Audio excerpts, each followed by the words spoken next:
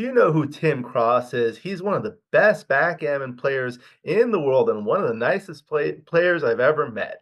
And in this video, he joins me for an exclusive interview. Thank you for joining me. I hope you enjoy this video. Please like and subscribe, and you'll be notified every time I upload a new video. Let me know what you think in the comments below, what you'd like to see in future videos, and I'll work on it. If you love backgammon, you can become a member of this channel, giving you exclusive access to the most popular videos.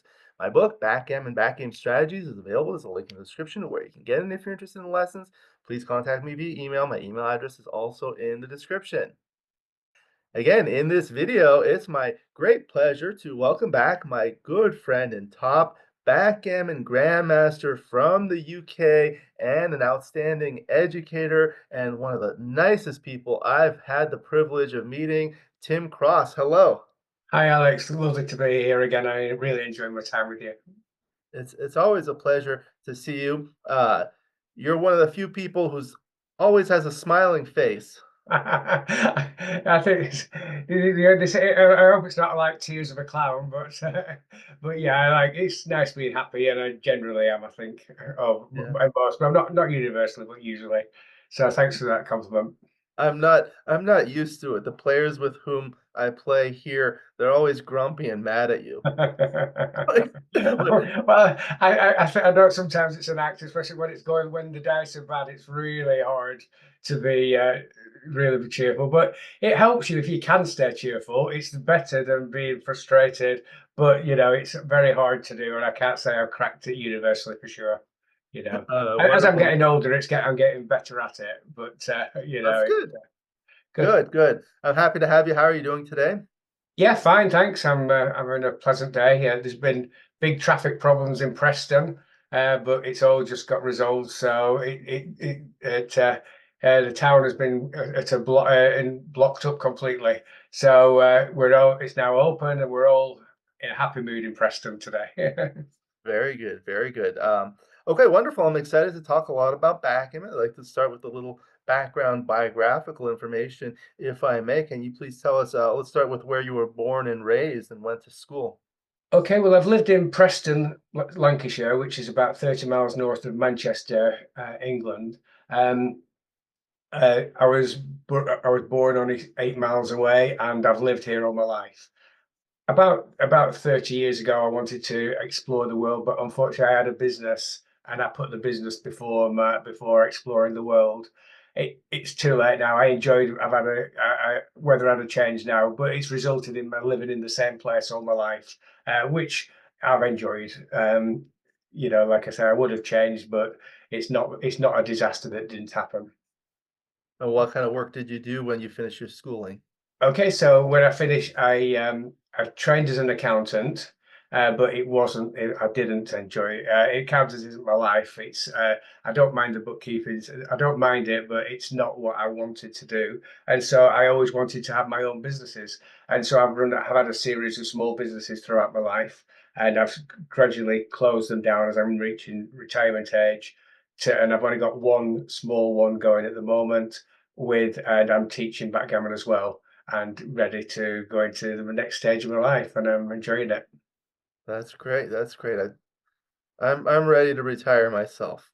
I see all my friends, they play backgammon, and that's something I'd love to do. So, we'll talk a lot about backgammon, but, do you have what else? What else? You married? Do you have kids? Yeah, I've got two boys. I've got Daniel and James. I'm really fortunate with both of them. They're great lads. I'm really proud of them. Daniel's a HGV lorry driver, and really a, a, a, a lad that ever just proud to be his dad. He's very easygoing and very popular. James is a bit more competitive like me. Very handsome young man, and he's doing very successfully selling mobile homes, and he's doing really well with it. So I'm really proud of both of them. So I've had a look at it. One's in the late 30s, Daniel's in his late 30s, and James is just about to hit 30 uh, in 11 days' time. So yeah, Oh, so I'm looking forward to that. great. Any grandchildren? Yes, uh, Olivia and Aidan. Daniel's two children. So yeah, so that's good. That's great. Really lovely. Uh, someone once told me this joke. He said a man said, "I recently learned that grandchildren are better than children. If I'd known that earlier, I would have had them first." Yeah, yeah.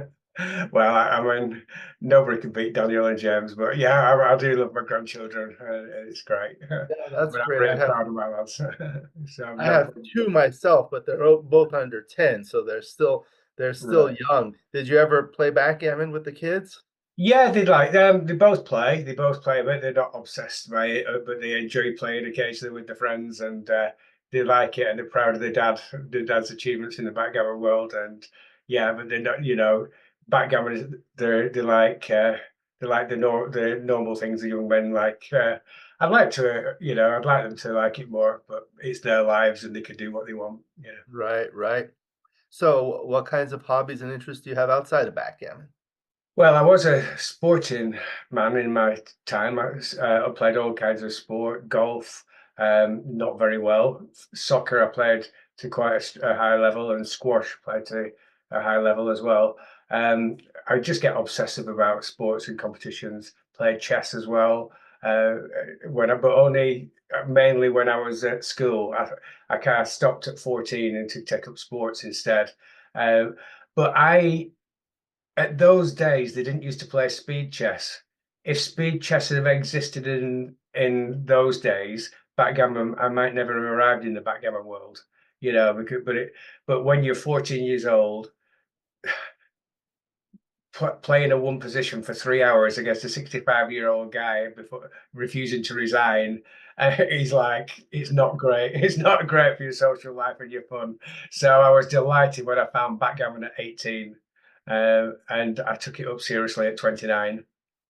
Yeah, yeah. I remember you said you were a Chicago Bears football fan. The United Yes, States yeah. football, right? In those days, yeah. Well, I just we have different. It was when the first couple of years was the when of somebody called William Perry, who was known as the Fridge, got a much bigger name than really deserves in England because he just arrived on the scene at the right time. And of course, my superhero sweetness was just like and when I found out, I saw some highlights of Walter Payton running, and he was just amazing. And then when I found out that the defense was even stronger than their attack with Walter Payton, was the quarterback called McMahon or Jim something? McMahon?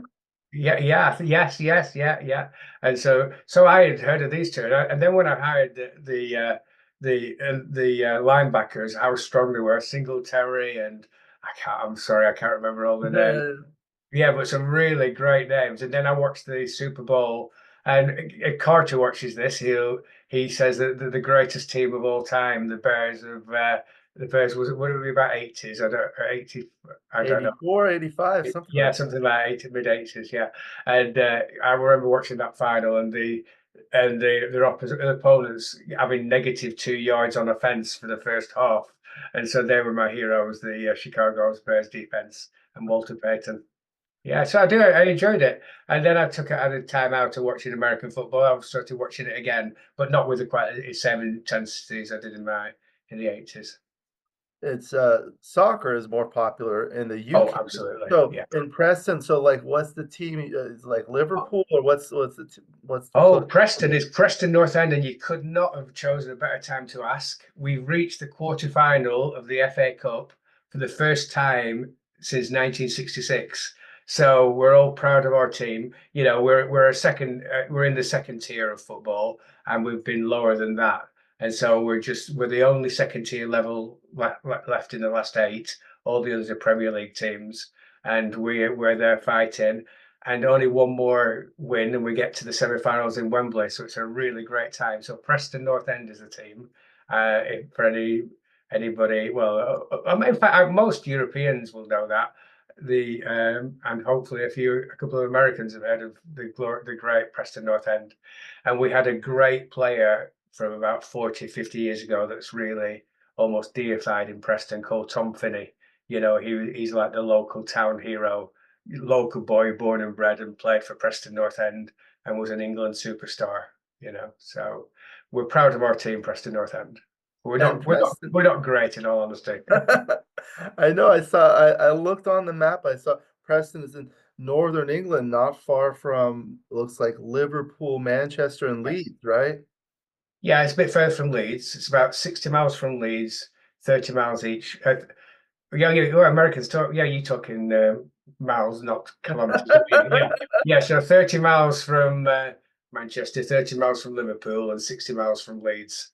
Yes, yeah. So it's fine. It's really convenient, and but even more so, it's also within range of to the north, the Lake District, which is absolutely beautiful, and Peak District that I've been to a couple of years ago. I absolutely have got to love it. It's only 50 miles from me, and I'd never been until a couple of years ago, and now I absolutely love the place. And it's it's fantastic for countryside as well. So and we've got the two cities if we need them close by as well. That's great. Wonderful. Okay, so how did you first get into backgammon yourself? Yeah, I was just walked into the as I said, I played chess and I got bored with the long hours of playing long chess. And I walked into the sixth form common room, at school, and I saw a backgammon board and I was hooked almost immediately. I can't remember who showed me how to play. It just seemed an obvious. Somebody must have told me once, and but I played a year of backgammon without the cube, and I actually think that's a good way to introduce people to backgammon. I think it's a good thing. I don't, but obviously I've only experienced it that way. But I can't imagine trying to play backgammon with a cube at first, because how can you possibly work out for yourself a cube position where you've never played, where you've only just started playing? So I actually recommend anybody as a start to the game to play for at least 3 months without the cube, or a year like I did. It doesn't do you any harm. The cube is tough, but we might be talking. I believe we might be talking about cube later, Alex. But there's nobody in the world that understands every backgammon cube position. It's very tough, very difficult. There's so many little things. So trying to understand it when you're not even played the game is impossible. But don't panic. But anybody watching this, don't panic if you're not perfect. Nobody in the world is perfect. I'm going to be teaching you, and me and Alex together are going to be trying to teach you some things in this video. But I think Alex will agree with me. Neither of us are perfect on the cube. Nobody is perfect. Nobody's perfect. But you just got to get as good as you can do. That's all you can aim for. It's interesting you mentioned that because I was speaking with someone just the other day, talking to a person who's been newly introduced to the cube, and he said start playing just cubeless until you get good, and then start playing with the cube. And as a matter of fact, the way I grew up, we didn't have a cube, and you know, I've only been playing with the cube for maybe 25 years. I mean, 25 years is a long time, but when I grew up, I've been playing for like 40 years, and we didn't have a cube. So it's interesting that you mentioned that. So you started when you were in school, and then Yeah. how did your backgammon journey progress from there? Well, but it was pre-internet days, and so we didn't. I couldn't find anybody else to play. Just a couple of school friends who carried on playing, and I couldn't. And I was the keenest of everybody. I was just obsessed with it, as I tend to be. But I also had my sport in those days. But it was always in the back of my mind, and I remember going to Manchester Library and trying to find any backgammon books and trying to find. And I found a couple of books, but there's no record of any organisations. And eventually, when I was 28 or 29, my mate, not me, walked into a pub and two guys were playing backgammon. And he introduced himself. He said, "I know a guy who wants to speak to you two, David Wallbank and Nigel Merrigan, who sadly is no longer with us." And they introduced, and within days, I was in the organisations at the time. There were two organisations at that time: National Backgammon Society and Michael Crane's Bieber, and he did great things for UK backgammon for a long period of time, 25 years or so, and maybe longer. If Michael's watching this, we always have fun and cheeky insults. So we disagree politically all the time. We've remained good friends. I remember that British Isles Backgammon Association. Yes, that's right. Yeah, yeah, it was. And it was one of the things before my comeback in 2014 that I was most proud of, that I managed to get to number one rated on both those organizations, and not nobody else ever did that. So when I came back, I also wanted to try and do the same at UKBGF. So it's been good. Good, good. What would you say you enjoy about backgammon? Oh, well, it's changed over time. I must admit, I've taken some of the joy out of backgammon because of my scientific study of it, and the only thing that really matters to me now is getting better and better at it. The real pleasure is when I was younger and when I started to it, and the real backgammon is just a joy to play. The fun and the excitement of, will you can play well and lose, and you can play badly and win.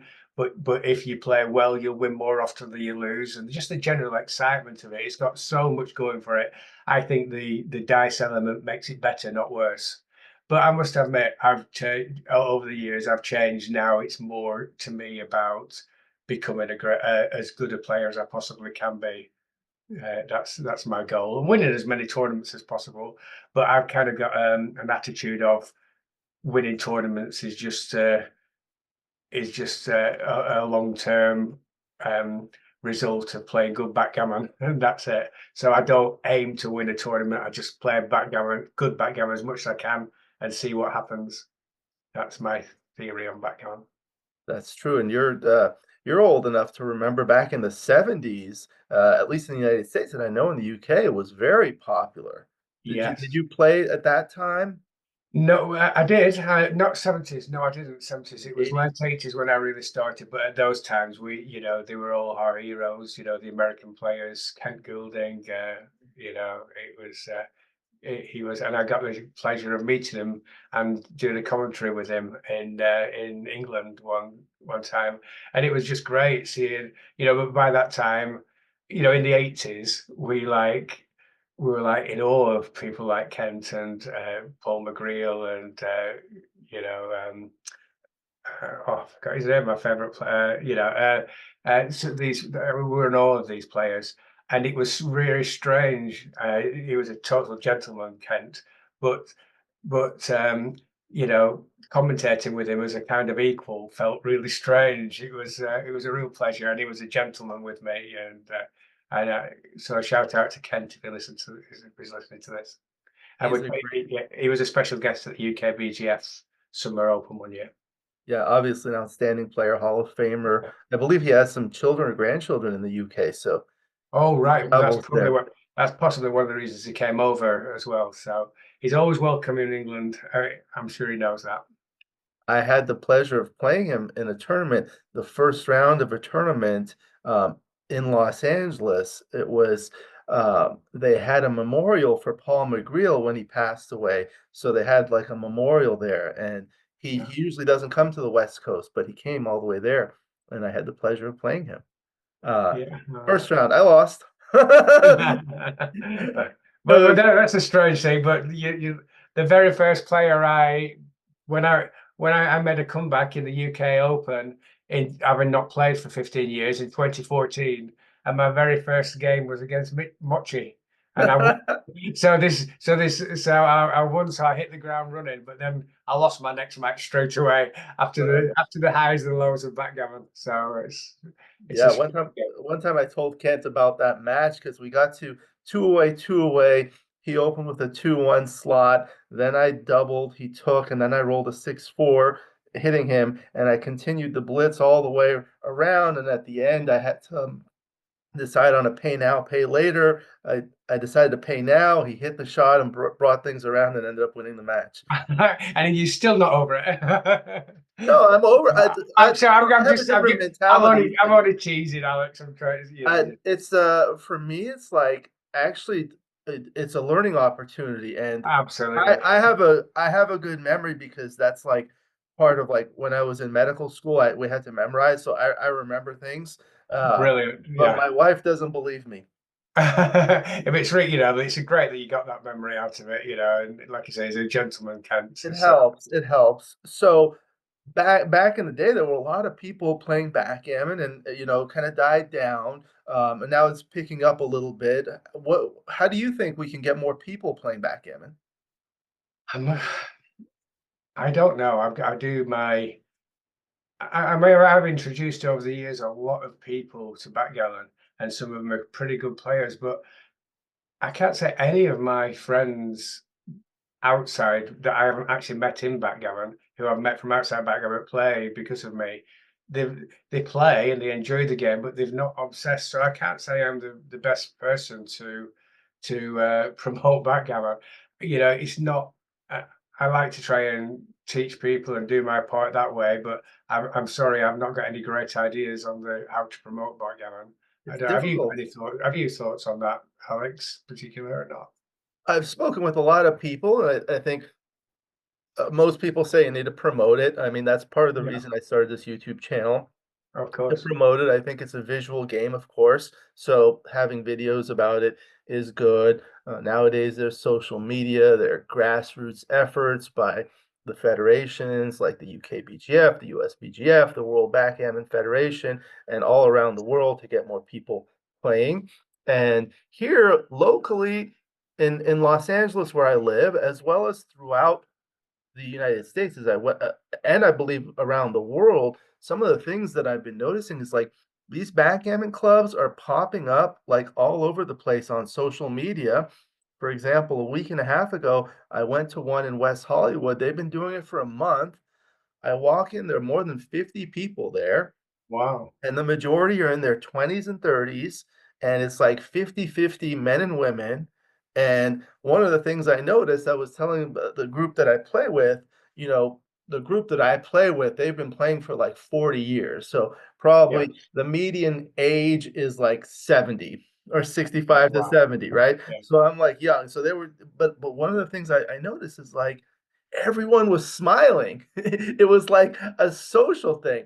Uh, People didn't care about their PRs and things like that. They were just there to meet people and have fun. So I think that's another great way to grow the game. But we'll do what we can. All these things. We have a club like that in Manchester called Jackgammon. That's a great feeder club.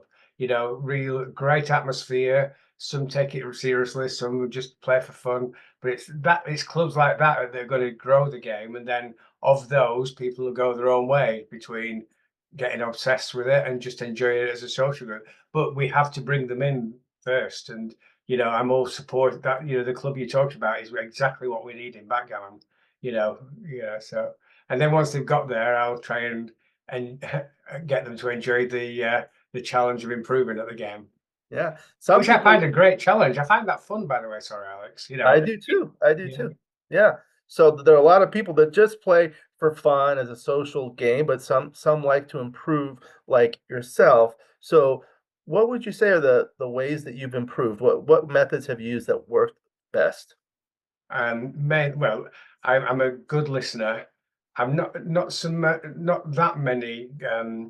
I've had a few lessons with John O'Hagan, Julian Fetterline, gave me some, and I've enjoyed them, but not loads. Mainly it's work with XG on my own. Um, Both of those I recommend. Those players I recommend as teachers. Um, and But I've done most on my own with XG and just. But I do listen. Whilst I'm not having many lessons, I'm a listener, and I listen to people and decide. I don't always accept everything somebody says, but listen. Well, if you don't think you know everything, and try and understand how other great players think. I also play XG a lot. And then and keep and every match I record and look at my mistakes and try and understand my mistakes and take it forward. But backgammon, as a teacher, I can tell you, is a very difficult game. It's easy to learn and it's easy to get reasonably good, but to master, it's as hard as chess or any game. Nobody is perfect at it. We're getting very close to some top players who are really super excellent now, but it's a long, long journey to where they are. I don't know if you've ever heard me say backgammon is easy to learn but hard to master. The winner's the one who Absolutely. bears off faster. Uh, Yeah, So absolutely. I agree that XG is an outstanding tool to learn, and I use it a lot myself. One of the common questions I get from people is How do you learn from XG because it does not speak to you? What how would you respond to that question? Well, I think the best way of learning is just looking at your all the errors and blunders you make when playing either against XG or a transcribed match through XG. Then you split them into three categories. So there's three categories. Category one, I considered the correct move but rejected it and now understand why. I consider the correct move, rejected it, and I still don't understand, or I never considered the correct move. Try and split all your errors and blunders into those three categories and see which is the thing you need to learn most. Obviously, with I didn't even consider the correct move. Is it the answer is you have to slow down and look harder. If you do understand it, you've learned the lesson. If you don't understand it, just ask the advice of a strong player, or even put a post up in on Facebook or anything. Just try and get a teacher like myself or Alex and ask them to explain it to you, and that's it. I had an interesting conversation with Wilkes in Edinburgh one year. He came to the Fringe and I met him up there. Snellings, and our split between what we blunders of those three things was very different. He had a he said there was almost nothing that once he'd seen XG's analysis he didn't understand, but he also said he had very low percentage of times he hadn't even seen the correct move. Nearly all his blunders were blunders that he didn't understand. He got wrong over the board. He saw the answer and then understood later. My split was quite different, especially I had a lot higher percentage or I hadn't even considered the correct move. Where I've just for some reason um, yeah, well, I've either, I've not thought, I've just not considered the correct move. I've just only had a blind spot, only looking in one half of the board or something like that. And so you've all got to, but if you do that analysis of your own game, it helps you know what you have to work on. That's what I'm trying to say, Alex. Yeah, that's interesting. Yeah. It's very good, very good. Categorize your mistakes and try to learn from there. What about books? Have you read backgammon books? I'm not a great believer. I'm not a great reader of books. I've read a few books. I've got Dirk's book. I like Mitch's style of books. Who else have I got? I've had quite a few books I've enjoyed. Um, I like them to point me in directions and then work with XG from having been pointed in a direction. Mitchy I find particularly useful at that. Oh yeah, Dirk's book To Hit or Not to Hit. They're all good books. I think again you've got to do what's right for you. What feels natural and what do you enjoy? Study. This is a pleasure thing, and if you're somebody who enjoys which way you enjoy learning is the best one for you. As much as what, and just try and see what you learn. What works for you. Books, study an XG, or practice. You've got to do it your own way. Another good way of learning is, again, it's an XG way, is play from position. If you do play from positions a lot, it's not quite as exciting, but it's really good. I used to do, say, I used to more when I was first started teaching. I might start pushing it again. Practice the first five moves regularly. Play the first five moves over and over, and aim to get a low PR on those, because it's a lot harder than you think getting that average PR down on your first five moves. And of course, there's no position in backgammon that gets played as much as the first five moves. So get your openings practiced. Okay, I, I've got. I I agree with you 100%. I tell people if you're gonna study a single position in backgammon, it would behoove you to study the one that occurs most frequently, and the one that occurs most frequently is the opening position because it occurs in 100% of games. The other thing that I do that I find is useful, as you mentioned, is like you play from position. You could do that. One of the things that I do is like, let's say I have a position that I'm trying to understand, I consider all the possible 36 roles and decide how I would play all of them. There are 21 unique ones, and play all the 21 roles and think about it that way. I feel like that helps me a lot too. I do a lot of the numbers things. So if you have a student who's kind of beginning but is trying to learn to improve, so like a novice level player and is interested in a book to read, what would you recommend to that player, if anything? Uh, Opening Concepts by Mitchie. Yeah, If, yeah, yeah. yeah, as the best book for beginners and for good players too.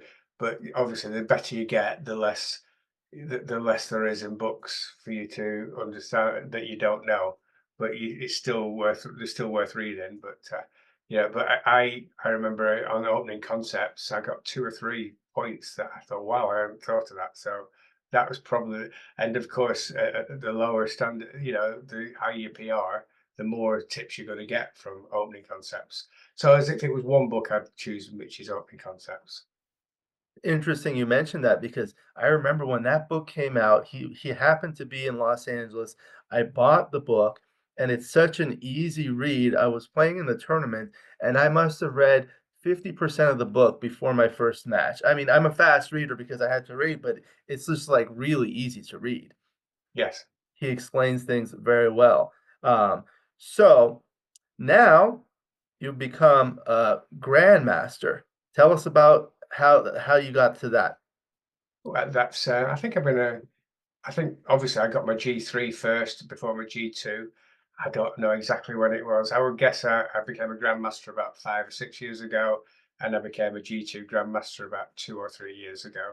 Um, yeah, it's a tough challenge. If you've got to average 4 to be a G3, and you've got to average 3.5 or better to be a G2. But if you think you're hoping to be a G2 or if you're hoping to be a G3, you've got to be regularly playing or just over mid threes. If you're just playing at 4, you're not going to become a grandmaster. It's a lot tougher than it sounds, because you play 80% of your games, 90% of your games at 4 and 5 and 10% at 7 or 8, and you're nowhere near grandmaster level. It's a lot tougher than it sounds. I think there was debate about whether the grandmaster threshold should be lower than 4, but I think it's not bad. There's still only about 100 grandmasters in the world. It's not as easy. It's a lot tougher if people who go to. I don't think I've ever heard anybody go to BMAB and go, "Oh, that was easier than I expected. I did better. I did better than I really am." Everybody almost universally when they first start at BMAB they get disappointed but what their actual statistic is. So it's tough. You just work at your game and work harder and harder. I'm now, I played really great last year at the UBC and it looked like I was playing G1 level, but I'm not, I'm nowhere near it because I have a couple of bad tournaments and, it's tough to do. I still haven't given up, but, it's not, you've got to be a lot like to be, what uh, Dirk and Mochi have done to be super grandmasters is just phenomenal. They've got to be playing regularly in the most of the games in the ones to average 2.5. They've got to be, Right. because and they can almost afford no fives at all, in any of their matches because to keep the average down. So yeah. Okay, so now as a grandmaster, you're also giving lessons. Is that correct? Yes, I'm going to cut down a bit now. I've got to cut down. I've got to. When I first started, I was just teaching just too much, and it really affected my game for the worse. And I've cut down. I've not been well recently, and it's made me change my thoughts on life. And even when I'm back teaching, I'm only going to keep to 10 hours a week. So I've got different priorities in life now, and also it was better for my game as well to teach less. I don't know how other teachers find it, but once you started doing 20 hours a week, I remember about 3 to 4 years ago, backgammon was my life, my job, my hobby, all my friends. and it was just too much. And you just got to get the balance right. So I'll never get back into that position. I'm just, I'm only going to do 10 hours a week, but I enjoy it. The pleasure of when people, it's like having not only yourself, we talked about the enjoyment. I have the enjoyment of trying to be as good as possible, and the enjoyment I used to get from trying to win things. And now I'm getting it for free. I feel like they're my team of people that I've coached, and when they win, it's as good as when I win, and it's a real pleasure. I remember when I once coached the South African backgammon team. I taught three of the five of them, and they almost won the world team championship. They lost a deciding DMP of the final match, and they were total underdogs, and they'd had the season, the year of their lives. And the joy I got from that, it was like supporting the UK. I was so excited, and it was so close. But backgammon's a cruel. I don't know who. I think it might have been Italy who beat South Africa in the end. But the joy I got from having coached those players and them achieving something so fantastic, and it was great. Fantastic. So not giving lessons too much anymore, but how long have you been giving lessons? I've been giving them 4 years now, 4 5 years, 5 years. I've got a diary here. 2021, I started. Oh, wow. Yeah, Uh, yeah. I remember like on these forums online on social media, people always talk about you as one of the most popular teachers. So that's I fantastic. don't know why. I don't know if I do. We do have a pleasant time teaching. It's and it's great to have be fully booked all the time. Been very fortunate, but I'm going. Like I say, sorry to all the people who I'm actually coaching, and they know about that I've not been well, and I really can't carry on at the level. Even when I'm back, I'm only going to be 10 hours a week. But I might split that between everybody once a fortnight or something like that. But I will miss them. So I'm hoping to stay. I'm hoping to. I'm going to keep on doing at least 10 hours a week. How do you find that how did people find you in terms of when they were looking for a teacher? It was on Facebook. Everything's on Facebook I, now, right? yeah, I put one advert on Facebook. I just put one message on Facebook 5 years ago. I've never done anything since. It's been word of mouth. I think I'm a type. I don't charge a lot of money, and that might be one of the reasons for my popularity. So, That's but good. but I'm like I say, unfortunately now I'm fully booked. So I can't. There's no point people contacting me now, really. If it ever changes, I'll let people know. And I understand you're working on a book. Tell us about that, please. Yes, with Andy Darby. Yeah, I'm enjoying it. It's we're making progress. Uh, it's going to be uh, we're hoping it's going to be out in 2025, but it's a bigger It's undertaking than difficult. either has realized. And you did that fantastic book, and what was great about your book was it's like, I would say, the leading book on its subject of backgammons, and that's a really strength. We're trying to do a more all-round book, and whether we've pitched that right or not, I'm not sure. But have got a lot of strong theories on backgammon that people that know about. And I suppose my unique selling point is world class backgammon kept as simple as possible. That's what I like to think that I do. And people have heard me talk and giving lectures, and we'll be talking now about how I go about different making cube decisions, and how I try to keep it a lot simpler. I've got my own race formula, which I can back against anybody's in the world. And again, it's simple. I was really disappointed. It's Somebody said to me when I invented it all, and I was so happy. People were saying they liked it, and it's almost identical to Thorpe, and I was really disappointed because I thought it was all completely brand new work, but it isn't. Yeah, but it's hopefully it's put simple. So that's what we are trying for our idea. Andy's a great theoretician of backgammon, and a top player himself. almost grandmaster level himself. He's really on the verge of getting his grandmaster, but I explained before, it's really tough. But he's a tremendous theoretician, and with that and my thoughts on keeping backgammon simple as possible, that's what we're aiming. That's the market we're aiming for. Yeah, That's but great, that's great, and looking forward to seeing a little bit about your teaching style. One of the viewers, based on their feedback, that they really enjoy, discussing positions or hearing the top players discuss positions, so we have a position selected for you. okay, Okay, so the position that we're going to look at is an early game position. Here, we're playing actually on a beautiful Backgammon Galaxy Paul McGreal memorial board. It's the Monte Carlo board. It's the colors of the board on his seminal book. The XG board is made by Rain. He makes beautiful XG boards. There's a link in the description to where you can get them.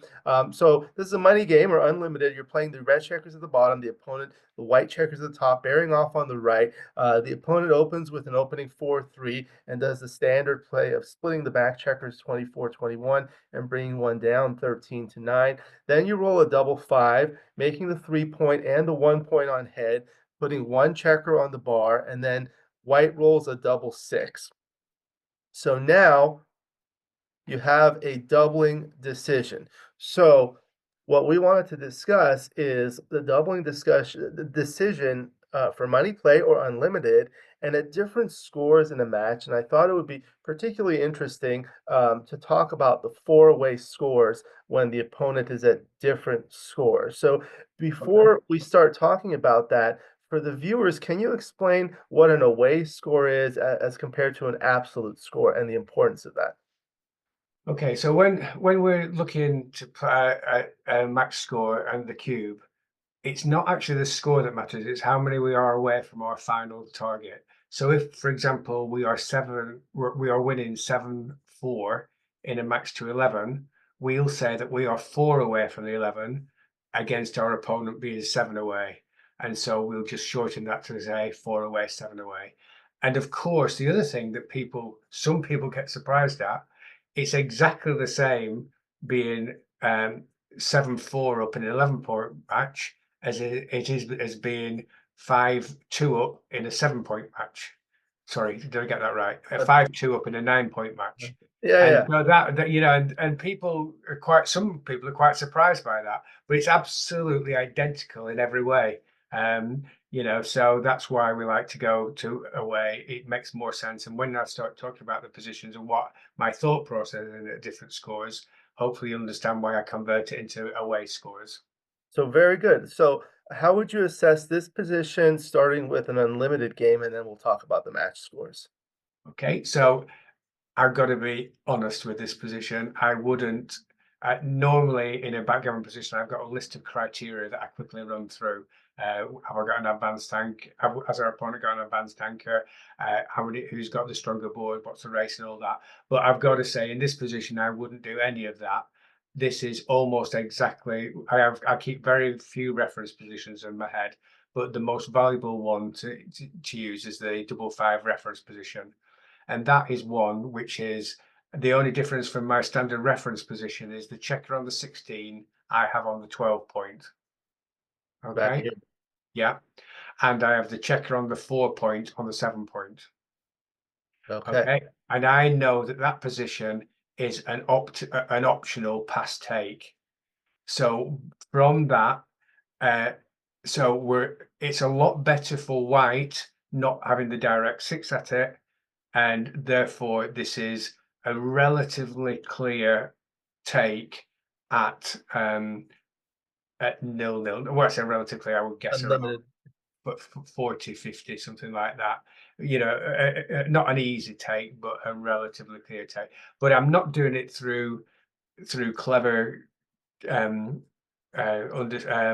backgammon understanding. I'm doing it from a reference position that I'm just comparing. So that's why I'm pretty confident on this one. Okay. Have I got it right? Yes, of course. Let's Yeah. see. Well, no, of course. Yeah, yeah. But Here is here is the oh, analysis. wow. So looking at it, let's look at it as in the first game of a 7 point match, and I'll just show you the analysis. This is Yeah. 7 away, 7 away. So now you can see the away score at the bottom, and the top. So it's 7 away, 7 away. So Yep. this is pretty similar to the unlimited game. Yep. Okay. So now what we were going to discuss is, let's say now red we call the attacker, white the defender. Red is 4 away. Yep. Okay. So we're going to look at when red is 4 away and white is anything from 7 away to 2 away. So let's start with leading 4 away, 7 away. Okay. So What would how I you yeah, sorry. go ahead? So how I think about well, look at dear viewer, I've got to be out. Look, I've had a really great run on Alex's um, pro the program. What do you call it? Program or Yeah, yeah, the channel. Yeah, podcast yeah, yeah. on Alex's show. I've had a tremendous run. I've been putting in incredibly low PRs, but I've got to be honest. I've not got this position right. In my, I've got I have this is a much closer take than it is. So I'll try and readjust, knowing the correct figures in my head. So I'm going to just I'll just so 4 away, 7 away. So even though it's 4 away, we are winning significantly. Sorry, we're winning, and we still have to be slightly more careful because our opponent is 7 away, and we don't want our opponent to get hold of a recube. So I would actually say that this is a no double at 4 away, 7 away, even though we're 4 away. Right, right. And this is what I call a one-way gammonish position where one side is winning many more gammons Yeah. than the opponent. And that's particularly important at four-way. Can you tell the viewers why you generally double more aggressively in gammonish positions at four-way scores? Because it's the perfect finish. No wastage whatsoever. You get straight to the finishing line in one go, and so that is why it's so there's no wastage at all. So that's why at 4 away you've got to be careful when you're being cubed in gammonish positions, especially when it's getting close, or even worse when you're ahead and your opponent's 4 away. We'll see later just how careful you have to be at those scores. So, as an example, if you're leading 4 away, 5 away, and you have a gammonish position like this, you're going to double more aggressively. However, if you were leading 3 away, 5 away, you would be much more cautious because of Yes. that 1 point of wastage of overage. So, I have people that ask, oh, so what's the difference? Why is it such a big deal if you waste 1 point? What would you say to someone who asked that question? It's not a huge deal, but it's a significant deal. Backgammon is there's lots of significant little small things that make a change, and just having it's to me it's self-explanatory. If you're going to have some wastage, if you're going to get points that you don't need, it's obviously changes the whole mathematics of the whole situation. That's all I've got. Sorry, there, Alex. Very good, very good. So at 4 away, 7 away, that's the next one. So here, Yeah, you're actually absolutely right. Even though you're still winning 62% of the time, now it's a blunder to double. right. Yeah. So let's move to the next one. We're going to go 1 point at a time. What would you do at 4 away, 6 away? And this is the same position for all of them. Now it's getting closer. I'm still not quite doubling at 4 away, 6 away, because I again the cube the we're just we just have to be slightly cautious. And as we've discovered, it's only just a double anyway. I'm going to call this not quite a double. Okay. And then how about at 4 away, 5 away? Okay, can you say 4 away, 5 away? I Yes. would cube, but it's still a take. Okay. And what about 4 away, 4 away? Definitely cube, and it's still a take, but this take is a lot smaller than it was in the original position. I'm having to readjust in my head because I didn't realize how what a huge take it was in this position. Uh, Right, right. So now what that I about know. now if you're trailing 4 away, 3 away, and then 4 away, 2 away? Right. Well, certainly 4 away, 2 away. It's a huge pass. We absolutely can't be taking this. This is we have one of my lessons is as well as a traffic light system that I explain how we look at different scores, and especially when it's gammonish, it's really the traffic light system is on speed. When we're on uh, we learn how all the different scores affect it. But there's three scores that I ask people to just memorize. I don't want to know. Yeah, I don't want them to try and work it out over the board. I want them to memorize it. And that's 4 away, 3 away, and 3 away, 2 away, which I say are amazing, very aggressive. And 4 away, 2 away, which is super duper or super whatever word you want to put in aggressive. It's really you have to be really super aggressive at 4 away, 2 away, and vice versa. Super careful when you're being doubled at that thing. So I would even say that even though it's such a huge take normally, I would say at 4 away, 2 away, it's actually a pass. 4 away, Four 2 away, away, big pass, and 4 away, 3 away. You think it's a I double, but think it's definitely a double. And I think it's probably a pass, but yeah. it might be close because of like I say, this huge take at equal. But I think it's probably a pass even. So if it is, that's a huge difference, and it shows how big a difference 4 away, 3 away is from a standard score. I find that, when I'm on Are XG, you going to give me the answers, we Alex? will, we will. I I'm wanted to intrigued. see what I'm you intrigued say. myself. I'm conscious that I might be talking absolute rubbish. And if I have been talking rubbish, viewer, please look at my old videos on Alex's channel. Um, well, what I was gonna say is, like, when I'm studying on XG, to Yeah, understand positions, what I do oftentimes, I'll move checkers around and see how it affects things. But yes. another thing that I do, to learn about match cubes is keep the same position and change the score, and that tells you a lot. So Oh, this was brilliant advice. yeah, Brilliant, absolutely brilliant advice. 4 away, 7 away, it's a big no double. Yeah, Now at 4 away, 6 away, it becomes a small double, not a huge double. It's a 61 millipoint, yeah, uh, and now it's worth a little bit more than money. Uh, Now at 4 away, 5 away, look at what happens. So the equity is 706 millipoints at yeah. 4 away, 6 away.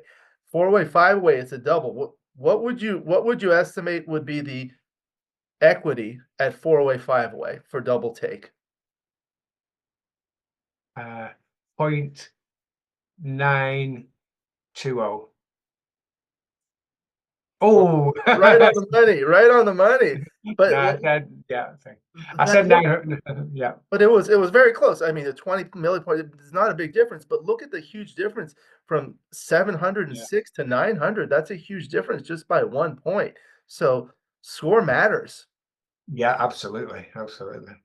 So, given that this is 900, when we Yeah, go to the next one, 4 away, 4 away, you think that's a pass?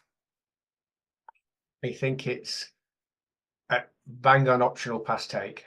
Yeah, exactly. Yeah, it's like right there. Yeah, 35 millipoints is small for a doubling decision. yeah, yeah, yeah.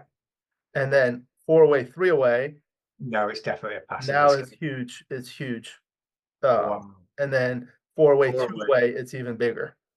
So what I want the viewers to realize is we've gone from a huge take at nil nil to at for money. This position is a huge take, and at 4 away, 2 away, it's a humongous pass. So anybody who doesn't think the score matters in backgammon, please look at this position and please uh, study what Alex and myself are talking about now. It just so the score is almost as important and arguably as important as the position on the board. There was a little bit of mathematical analysis I have to add, but before that, do you have anything else you'd like to mention about your traffic light system or adjusting to the score? No, I've done so basically I think I've just covered it. I'll do it quickly. We just look at when the biggest guide is whether we're ahead or behind. Then we look at whether whether it's odd or even scores away. Then we look about what type of position it is. So for a racing position, there's the traffic light system has very small effect, but in gammonish positions like this, the traffic light system has huge effects. And that takes about 2 hours to explain properly and then study it. Right. But that's it in a nutshell.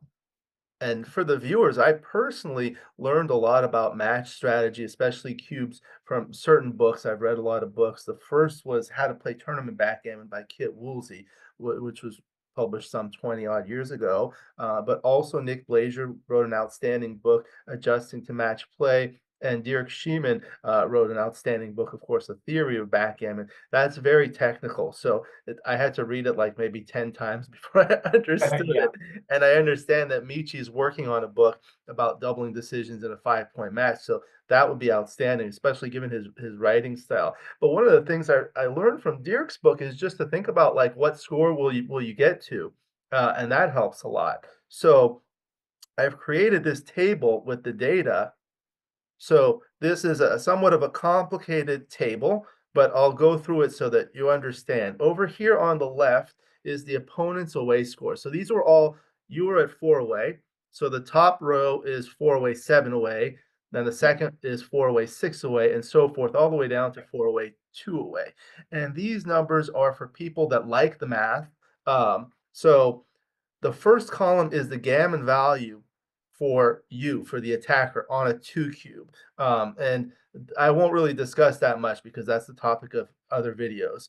Yeah. The next one is the defender's take point on a 2 cube. So 4 away, 7 away. If you're trailing 7 away, 4 away, this is your take point on a 2 cube.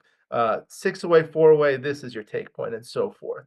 Now, the next column is the attacker's take point on a redouble, on a 4 cube. So you're leading 4 away, 7 away. If you're redoubled to 4, this is your take point, and that's shown here. And this, the last two columns are the equities from these positions that we saw. So at 4 away, 7 away, the equity for no double was 0.599, and for double take, it was 0.466. Now, in the next slide, I've color coded these. So the way the color coding works is as follows. Each column is color coded independently. So let's look at the first column, the gammon value on a 2 cube. This is on a scale from red to blue. Red is the lowest, blue is the highest. And this is only a scale for this particular column. So you see the gammon value is much lower at 4 away, 7 away on a 2 cube as compared to 4 away, 2 away, because those 4 points wins you the match perfectly. The way I think about it is that 4 away, 7 away, you already enjoy a 3-point lead at 4 away, 7 away. So the value of those gammons is not as much as when you're trailing 4 away, 2 away, and you can finish off the match in a single game. May, Um, may I interrupt you, please please, do. a second? Yeah, so let's change the color blue to green and the color pink to amber. And this is exactly why I called it the traffic light system. No, there's nothing else to it other than that. That's what the traffic light system is. It's saying, so we've got to the same point on a totally different route, Alex. So So good. I started with red and green, and then I had people comment. They gave me feedback. Some people have difficulty distinguishing red and green, so Right, I right, changed the right. green to blue. Yeah, But yeah, exactly, exactly. So then the next one is the take point. You see the take point is elevated, and then it becomes yeah, decreased here, and then your take point on a recube is here, but yeah. here, on the final 2 columns, I basically highlighted the correct decision. So the correct decision on the first one is no double, so that's green, and all the other ones are double, so that they're green on this column, and you notice that these are greater than 1, so that's when it becomes a pass. Yeah. So this is like a more theoretical approach, and again, like when I'm playing, I don't memorize all these numbers, and I don't, but I know that gammons are more valuable, especially look at the difference between Yeah. 4 away, 5 away, and 4 away, 6 away. You saw the equity jump from 706 to 900, and that's in part because the gammon value is so much higher. Okay, so what I'm trying to mean when I talk about simplifying backgammon at world class level, so basically I'm saying these stats that Alex has got that I completely agree with and I'm in awe of him producing them. I'm saying in the same way as he says he doesn't remember everything. I take a shortcut. I tell you how to get to what color, whether that red or blue color or red and green. In my point is by understanding the in understanding what's happening without the mathematics of it. And that's what I like to try and claim as simplifying world class backgammon. Yeah, and you could get really good by doing just that. So that was a great lesson. So if a student wants to take a lesson, it would be something like that, or maybe a little different for you. Slightly different, but yeah, Yeah, the same idea. But I'm recommending Alex. Well done. Yeah. thank you, thank you. So do you have a story you can share with us about an interesting tournament or something enjoyable backgammon experience? Yes. Okay. That's a tough one, just out of the blue. Okay. Let me. Amazing. I've thought of one. I hope it's not too boring. I was in the. I've had tough times in backgammon, long, periods of. If I had one 2 years ago, 2022, my win percentage was the lowest it had been for years. But about 2 years early, I was just winning everything. And people were saying, "Oh, Tim's doing something special more than PR. He's just winning everything." I was winning tournament after tournament, and I played. I hope Radu will forgive me. Radu Kyotan, who's a great player who had struggled against me. I've been really lucky against him, and we both got to the final of the Manchester Open, and it's a prestigious event, probably the fourth at the time, the fourth most prestigious event in the UK at the time, and one that I really wanted to win, and Radu wanted to win. I'd been really lucky against Radu, and I've been on this incredible run. And by reaching the semi-final of the Manchester Open, I guaranteed winning the United Kingdom Tour Championship. So I'd achieved everything I was. So I was playing this final, and I literally played Radu, and I didn't care whether I won or lost. I've never experienced that feeling before. I thought I'll just play relaxed and just enjoy it. And I played at one, PR1. I played at one and was lucky and won. And I've never, and after straight afterwards, I was thinking, what on earth was I doing? When you realize how, when you're in a bad patch and you can't win a trophy, a tournament to save your life, and I was so blasé. And so the irony is, that attitude was the ultimately good attitude to have, but I could never fool myself again, because the day afterwards I thought, what on earth was I doing? I was so delighted after the event to have won the tournament, and now Radu's gone on to win loads of trophies. No way would I not care whether he beat me or not, So but it just shows what can happen when you don't care. As long as you just try, as long as you just play decent backgammon, you're still going to win, whether you desperately want to or not. That's the thing that decides. So I hope that story was interesting. There's very few people played a big final and not cared one iota about whether they win or not. And I don't think I'll ever do it again. I certainly got blasé then, and results have shown me not to be blasé in future. Absolutely. I think that's a very good lesson. Someone once asked me, how do you kind of put aside all the emotional swings? Because as you know, the dice can be good or bad. They say backgammon is the cruelest game. And I feel like in that sense, backgammon is a very good metaphor for life. You can learn a lot from backgammon because you never know what's going to happen in the future, but you can move your checkers, you can decide on the cube action. Just like in life, you can adjust your assets and liabilities to give you the highest likelihood of success in the future. So he asked me, how do you set aside that? And I said, when I'm playing a match, just exactly like what you described, I don't think about what happened before, or I do think about what possibly happens next, but I look at every single position as, for example, a quiz position. I'm just trying to get the right answer every single time, and whether I win or lose doesn't matter. I just want to score the highest on that quiz. Wow. Yeah, that's a great app, but it's hard to do. It It's is. hard to wait, especially when you win it. It's easier to do when you're on a winning run than when you're on a losing one run. But what we should aspire to.